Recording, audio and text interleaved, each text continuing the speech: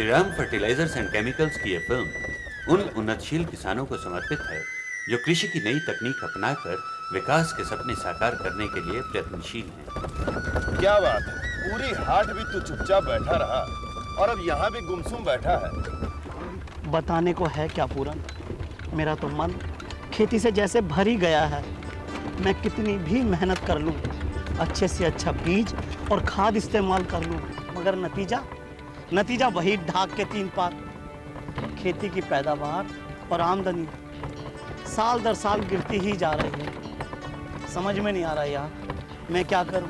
बुरा मत मानियो देशराज, दोष है तो तेरे खेती बाड़ी करने के तौर तरीके, जो इतना सब कुछ करने पर भी तुझे मनचाही पैदावार नहीं मिलती। अब मुझे देखना, 2-3 साल पहले भैया मैं भी तो तेरे जैसा ही था, पर भैया भला हो श्रीराम वालों के श्रीराम कृषि विकास प्रोग्राम का, उन्होंने तो हमारे गांव का कायाकल्प ही बदल दिया।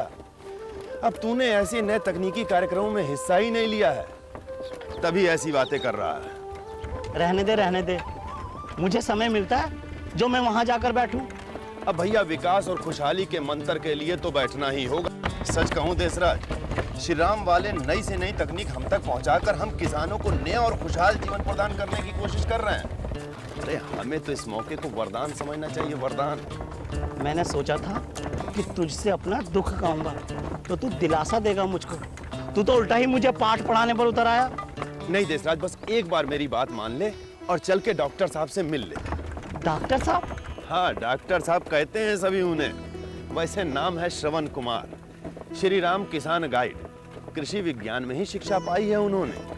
अब भैया कंपनी के व अन्य विशेषज्ञों की मदद से हम किसानों की परेशानियों के हल निकालने की जिम्मेवारी बखूबी निभा रहा है। कृषि की नई तकनीक की समझ उन्होंने ही मुझे दी है और परिणाम तेरे सामने है। चल, आज हमारे गांव में एक किसान गोष्ठी है, वहीं मिलवा देता हूँ, वहां से अपने गांव निकल जाए। आजकल किसान भाइयों की एक आम शिकायत रहती है कि वो अपनी फसल को समय से पानी देते हैं, खाद देते हैं, कड़ी मेहनत करते हैं, लेकिन पैदावार मनचाही नहीं होती। अरे यही परेशानी तो डॉक्टर साहब अपने देशराज की भी है। ये परेशानी देशराज की ही नहीं, बल्कि उन सभी किसानों की है जो अपनी भूमि के स्वास्थ्य का ध्यान नहीं रखते और उर्वरक के नाम पर मात्र यूरिया के इस्तेमाल पर भरोसा करते हैं। इससे अधिक और होना भी क्या चाहिए। आज की खेती की मांग सिर्फ यूरिया ही नहीं, बल्कि खादों का संतुलित इस्तेमाल, साथ ही साथ जैविक खादों का भरपूर इस्तेमाल करना है। इनके बिना हमारी भूमि बीमार हो रही है और पैदावार का स्तर गिर रहा है। हमें हमेशा ध्यान रखना चाहिए कि निरंतर कम खर्च में अधिक और बढ़िया क्वालिटी की पैदावार, यही कृषि में सफलता की पहली जरूरत है। और ये सफलता निर्भर करती है मात्र भूमि के स्वास्थ्य पर। भला भूमि का स्वास्थ्य कैसा? देशराज भाई, स्वस्थ भूमि वही कही जाती है जिसमें निरंतर अच्छी पैदावार देने की क्षमता हो। और ये क्षमता भूमि में मौजूद 16 तत्वों से होती है, जिसमें नाइट्रोजन, पोटाश, फास्फोरस आदि मुख्य तत्वों के अलावा जस्ता आदि सूक्ष्म तत्व भी होते हैं। भूमि में पानी को सोखने की अधिक क्षमता होनी चाहिए। भूमि में जब यह संतुलन बिगड़ जाता है तो उससे भूमि की उपजाऊ शक्ति बुरी तरह से प्रभावित होती है और भूमि प्रायः बीमार हो जाती है। इसका मुख्य कारण है मात्र रासायनिक खादों का निरंतर असंतुलित इस्तेमाल। डॉक्टर साहब, ये तो आपने बड़ी अच्छी और दिलचस्प बात बताई। जब हम साल दर साल नाइट्रोजन यानी कि यूरिया का इस्तेमाल करते हैं तो पौधे अन्य अनिवार्य तत्वों की अपनी जरूरत को भूमि में उपलब्ध इनकी मात्रा से पूरी करते हैं। तो लगातार इन तत्वों के हनन होने से भूमि में इन 16 तत्वों का संतुलन बिगड़ जाता है। इस संतुलन को क्या ठीक प्रकार से बिठाया जा सकता है? हाँ हाँ, क्यों नहीं। नाइट्रोजन के साथ साथ हमें फास्फोरस, जस्ता, पोटाश और कंपोस्ट का भी इस्तेमाल करना चाहिए। इससे भूमि में विभिन्न तत्वों की बढ़ती हुई कमी को रोका जा सकता है और भूमि को और उपजाऊ बनाया जा सकता है। इसीलिए जस्ता और पोटाश के संतुलित इस्तेमाल के साथ साथ कंपोस्ट के इस्तेमाल पर विशेष ध्यान देना चाहिए। साहब जी, मेरे हिसाब से तो गोबर की खाद की अपेक्षा कंपोस्ट 2-3 गुना कम लगती है। पैदावार भी अधिक, रंगत भी बढ़िया और बेहतर गुण वाली होती है। और यदि उत्पाद की ग्रेडिंग करके मंडी में जाएं, तो और भी अच्छे दाम मिल सकते हैं। भाइयों, ये अनुभव और खरा हो अगर वो किसान भाई जिन्होंने कंपोस्ट इस्तेमाल करके लाभ उठाया है वो अपने अनुभव बताएं। किसान गाइड के बताए अनुसार फसल में कंपोस्ट खाद डाली, उस कंपोस्ट खाद से बैंगन की फसल तैयार की। उनके बताए अनुसार हमने फसल की छटाई की, उससे मोटे बैंगन अलग छांटे, बारीक बैंगनों को अलग किया, जो खराब बैंगन थे उनको अलग छांटा। इससे हमको मंडी में अच्छा पैसा मिला। डॉक्टर साहब, कंपोस्ट खाद बनाने के विषय में इन किसान भाइयों को बताइए। हाँ, क्या वही जो गोबर, कचरा, मल मूत्र इत्यादि गला सड़ा कर तैयार की जाती है? हाँ शिवहरी भाई, सही ढंग और कुछ सावधानियां सही मायने में कचरे को कंचन यानी कि काला सोना बना देती हैं। डॉक्टर साहब, कंपोस्ट खाद बनाना आसान है क्या? हाँ हाँ, क्यों नहीं। इसके लिए हमें थोड़ा सा कार्बनिक पदार्थ जैसे गोबर, घास, भूसा, पुआल, पशुओं का मलमूत्र और घरों से निकला हुआ कचरा, जो कुछ भी उपलब्ध हो सब डाल सकते हैं। हाँ, गलने की प्रक्रिया को तेज करने के लिए उसमें सुपर फास्फेट या केंचुओं और पानी का इस्तेमाल करना होगा। कंपोस्ट खाद बनाने का सही तरीका क्या है डॉक्टर साहब? तरीका बहुत ही आसान है। किसी भी छांव वाले स्थान पर जहां पर जमीन का धरातल थोड़ा सा ऊंचा हो, वहां लंबाई में 12 फुट, चौड़ाई में 6 फुट और गहराई में 3 फुट का गड्ढा खोदते हैं। इसकी भराई मैं बताऊं डॉक्टर साहब। गड्ढे की चारदीवारी और धरातल को गोबर के घोल से खूब गीला कर लेते हैं। उसके बाद इसमें सबसे पहले गले सड़े गोबर की 3 से 6 इंच मोटी तह लगा देते हैं।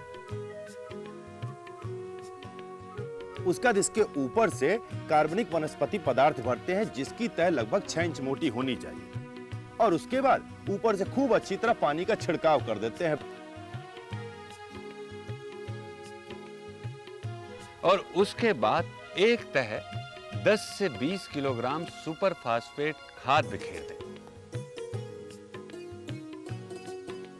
डॉक्टर साहब, उसके बाद तहों के इस क्रम को कच्चा गोबर इस्तेमाल करते हुए तब तक दोहराते रहें जब तक कि गड्ढे की ऊंचाई भूमि के स्तर से 9 इंच ऊपर ना हो जाए।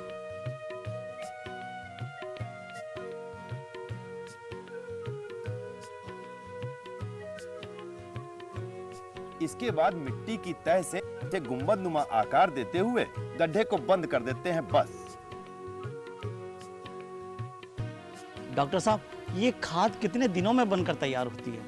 ये गर्मियों में 2 से 3 महीने में और सर्दियों में 3 से 4 महीने में बनकर तैयार हो जाती है। तैयार खाद हल्के कत्थई से काले रंग की और बहुत ही भुरभुरी होती है। इसमें कोई दुर्गंध नहीं होती और साधारण गोबर की खाद से ज्यादा ताकतवर भी होती है। कंपोस्ट खाद की एक किस्म और भी है जिसका नाम है वर्मी कंपोस्ट। ये 2 तरह से तैयार की जाती है, कच्चे गड्ढे में या पक्के पिट बनाकर। डॉक्टर साहब, वर्मी कंपोस्ट और पहले वाली खाद में क्या अंतर है साहब? कोई खास नहीं, वैसे ही गड्ढा बनाया जाता है, वैसे ही पहली और दूसरी तह लगाई जाती है। लेकिन हाँ, सुपर फास्फेट के स्थान पर केंचुओं यानी अर्थवॉर्म का इस्तेमाल किया जाता है। डॉक्टर साहब, वर्मी कंपोस्ट कितने दिन में तैयार हो जाती है? ये जल्दी ही तैयार हो जाती है, अर्थात 1.5 से 2.5 माह में, और ये अधिक ताकतवर भी होती है। डॉक्टर साहब, गड्ढे की भराई के बाद क्या कोई सावधानी बरतनी चाहिए? हाँ, कुछ सावधानी तो बरतनी ही चाहिए। गड्ढे पर छाया रहनी चाहिए, धूप से बचाव के लिए छप्पर आदि डाला जा सकता है, और गड्ढे को बंद करने के 1 महीने के बाद गड्ढे का मुंह खोलकर उसके अंदर के पदार्थों को उलट-पुलट कर देना चाहिए ताकि गलने की प्रक्रिया समान रूप से हो सके। और इसी समय उसमें 2 पैकेट फास्फोरस घोलक बायो फर्टिलाइजर के मिला देने चाहिए। इस तरह गड्ढे में वायु का प्रवाह सुचारू रूप से हो सके। डॉक्टर साहब, कंपोस्ट गड्ढा खोलने के बाद खाद को कितने दिनों में इस्तेमाल कर लेनी चाहिए? गड्ढा खोलने के बाद कंपोस्ट में नमी बनाए रखनी चाहिए और खेतों में उपयोग के समय ही इसे खोलना चाहिए। हमारे घर में सुपर कंपोस्ट बनाया है। सुपर कंपोस्ट बना के उसको तैयार करके हमारे खेत में डाला है। उससे हमारे को अच्छी बढ़ोतरी मिली है फसल में और उसकी फल की मोटाई ज़्यादा है और हमारे को मंडी में भी उसके पैसे ज़्यादा मिलते हैं। गोभी और बैंगन में हमने इसको डाला है। सभी फसलों में इनको अच्छो यो लाभ है और अक्सर कर अफीम और लहसुन में इनको यूँ एकदम अच्छो रिजल्ट नज़र आए। दूसरी खाद की वनस्पति बहुत ही ताकतवर खाद है और इसका हमने 2-3 सालों से प्रयोग किया। हमको मक्के की फसल में बहुत फ़ायदा मिला।